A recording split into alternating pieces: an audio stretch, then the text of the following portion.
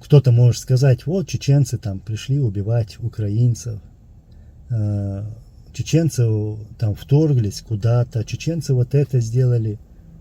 Ну, знаете, во время этих войн, которые Россия вела, вот последние 2 войны,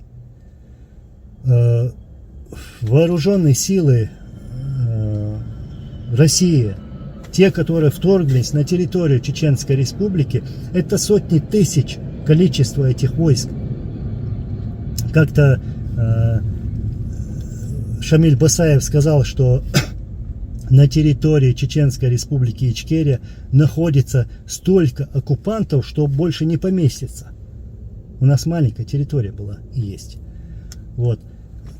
И в состав этих вооруженных сил входили вот разные национальности. Там и татары были, там и башкиры были, там и другие были, и буряты были. В общем, все национальности были, но было большое количество украинцев. Ну, там летчики, танкисты, артиллеристы, пехотинцы, пулеметчики. Вот.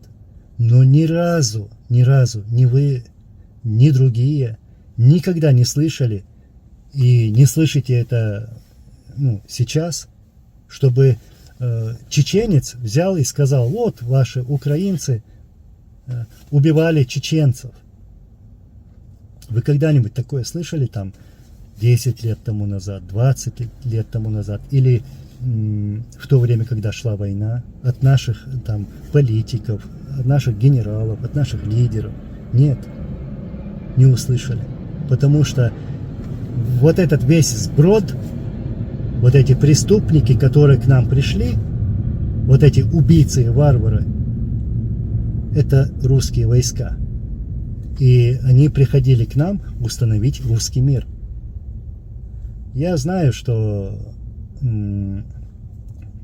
те воинские части, те военные группировки и подразделения, которые сегодня воюют против украинцев, вот, то есть я говорю про российские части, среди них есть и украинцы, и большое количество. Я знаю, что они для вас предатели. Я знаю, что вам стыдно за то, что они есть, что они, такие предатели существуют.